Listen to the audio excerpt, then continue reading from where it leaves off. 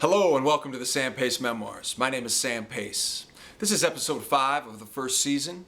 Please remember to subscribe, like, and comment below. Our first time through New Orleans was not fun, or charming, or easy. It was fucked up. It was the first weekend of our 45-city summer tour, and we were on the third show of a 10 gigs and 10 night stretch which started in Houston and ended in Boston. It was June, and New Orleans was just getting into that oppressively swampy summer weather where layers of sweat kick on the skin like wet spandex. We had a big show in Lake Charles the night before and a nice stay with our drummer Seth's family. They prepared a feast featuring a homemade crawfish boil, which to this day was the best I ever had.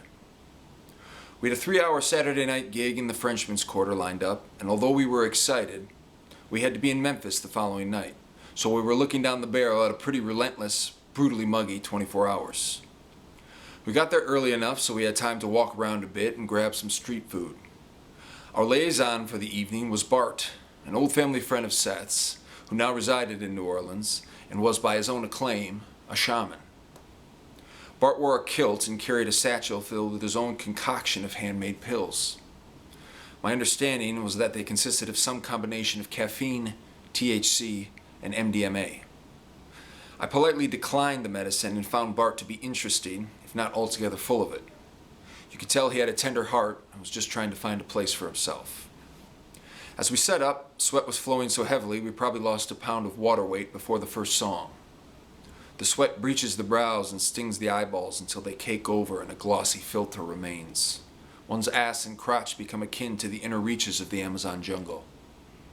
The gig went well, and we adjourned for the evening at Bart's residence, where we would crash for about 6 hours before going to Memphis in the morning. Having spent a couple hours with Bart before the gig, my accommodation expectations were low, but we had it pretty good the night before, so I was ready to rough it.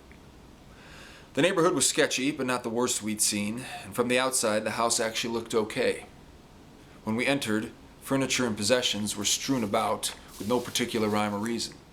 A soiled lazy boy was right in front of the entrance, and you had to move it to get into the apartment.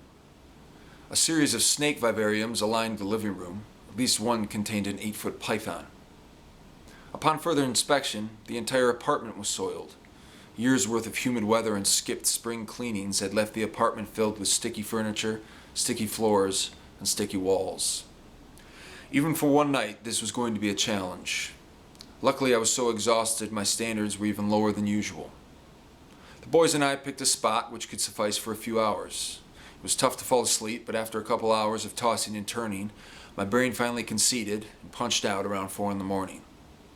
At 6:15 a.m., a blaring, manic presence exploded into the apartment. Bart was stomping around the room, and he belted, "So you guys hitting the road soon?" The volume and energy was unbearable at 6 in the morning after 2 hours of sleep. I woke up in a half-conscious state of rage and fear. We need to get the hell out of here as soon as possible, I thought. Next, our unhinged host brought out Zeke, his monstrous python, and put him 3 feet from my head on a piece of exercise equipment. I'm not a snake guy, so this was getting worse by the second. I forced myself to put a hand on the smooth, muscle-bound creature just to harness my fears and delirium.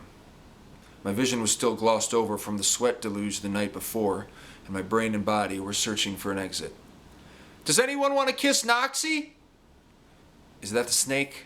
"No thanks," I managed. "No, that's Zeke. Noxie. I've got a nitrous oxide tank in the basement." "I'm all right," laughed Seth. "You've got a nitrous tank in the basement?" I asked. "Yeah!" Our host was hopped up on laughing gas at 6 a.m. Out of curiosity, I followed him downstairs, and yes, he had a scuba diver-sized tank of nitrous oxide. Well, time to pack up. We were on the road 20 minutes later. We all took turns sleeping and driving on the car ride to Memphis.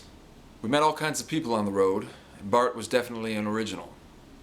A year later, Seth told us he had hung himself. It was sad, and yet unsurprising. Bart was on a weird, lonely trip. He put us up for a night the only way he knew how. This concludes episode 5. We'll see you next time.